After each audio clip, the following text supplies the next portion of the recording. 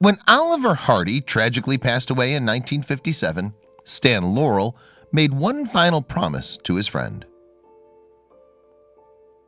They may have complained about the messes they got themselves into on screen, but Laurel and Hardy were firm friends away from the limelight. So much so that after Oliver Hardy died in 1957, his comedy partner just couldn't go on laughing. And Stan Laurel's vow following his colleague's passing shows just how much the two meant to each other. It's undoubtedly hard to find anybody who hasn't heard of Laurel and Hardy. Famous for their bowler hats and physical humor, the comedy duo were titans of the early days of Hollywood. Even today, their antics are still enjoyed by millions. But while their names may be inseparable now, the two actually didn't start out as a double act.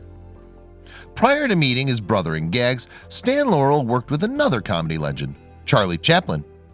Yes, in 1910, the English actor took a job as the Tramp star's understudy. Nevertheless, the two didn't exactly get along. In fact, Laurel later branded the mustachioed comic mean and cheap in a 1957 letter to his friend Ed Patterson. Despite their differences, the pair eventually traveled to America with their theater troupe in 1912. Yet while Chaplin's film career almost immediately took off, Laurel's path to stardom was a little more labored. And it wasn't until he partnered with American actor Oliver Hardy in 1927 that fame and fortune really came calling. Laurel's future partner, Oliver Hardy, was originally a movie theater manager in Georgia. In fact, his film career didn't begin until he was 21. But thanks to his wide frame, the actor gained reliable film work in villainous roles. In 1921, for instance, he played a roguish character alongside Laurel in The Lucky Dog. But it would take 6 more years before the pair truly began a partnership. Seeing the pair's rapport in producer Hal Roach's All-Stars Ensemble, director Leo McCarey urged them to form a double act. So over the next few films, including 1927, Putting Pants on Philip, the pair began to work on their comic timing. And soon enough, the duo became a hit with film audiences. With their opposing appearances and personalities, Laurel and Hardy were a natural fit. In the upcoming years, the duo made some of their most celebrated works, including 1933's Sons of the Desert. Most notably, 1932's The Music Box, which saw the pair attempt to push a piano up some stairs, won an Oscar. On screen, Hardy epitomized the put-upon straight man, while Laurel played his bumbling accomplice. But in real life, the pair had a different dynamic, with the latter often taking charge of their artistic direction. Nonetheless, each actor shared genuine affection and respect for the other. Their relationship was so strong, in fact, that Laurel, who wrote their films, only cared for Hardy's professional opinion.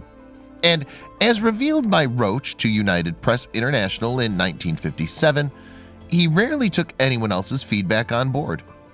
Stan was very jealous of his scripts and wouldn't allow any changes except those Hardy made, the producer revealed.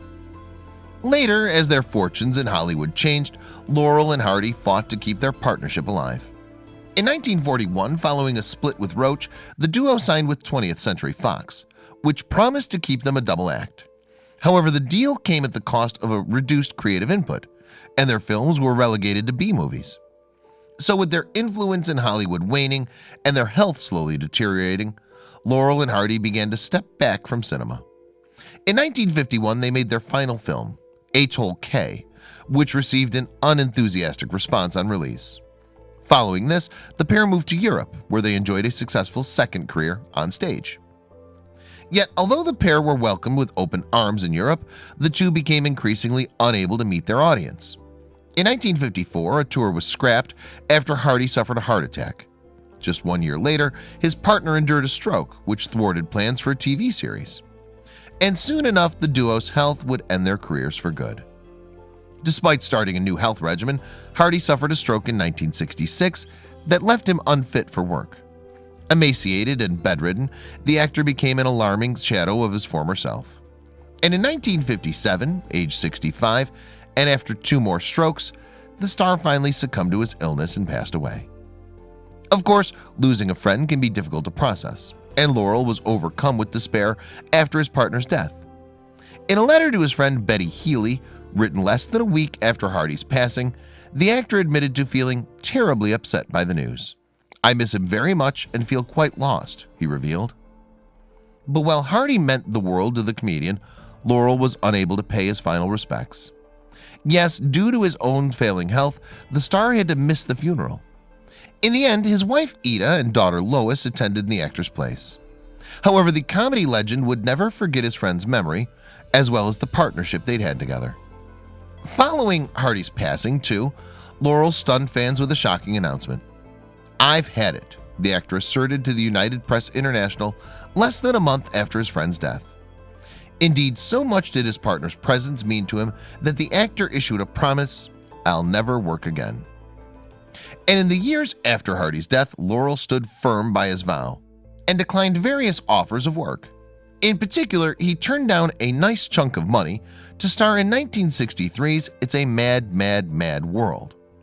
Nevertheless, the comedian still thought of gags for his double act. "The other day I thought of having a doorbell ring, and Hardy says, 'Stanley, go get the door,'" he told the New York Times, "and I come back with the door." Eventually, Laurel succumbed to his own illness, and in 1965, 8 years after Hardy's passing, he died, age 74, following a heart attack. As a testament to the actor's legacy, his funeral was attended by comedy legends including Dick Van Dyke and Buster Keaton. The latter even reportedly branded Laurel the funniest star of all time at the ceremony. Over a half-century on from the pair's deaths, public interest in them still remains as strong as ever. In fact, personal artifacts from the stars continue to sell at auction. And letters written by Laurel in 1957 to his cousin Nellie, auctioned in 2015, underscored the sadness felt following his bereavement. "Hardy's passing was a shock to me, even though I'd been notified the day before that the end was near," the star wrote. "I miss him terribly.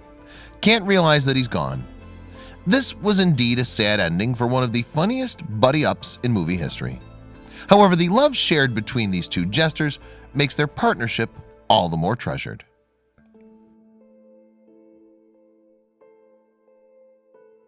Check out these other videos from Let Me Know. If you haven't made the move to subscribe to our channel, all you need to do is click on that red subscribe button.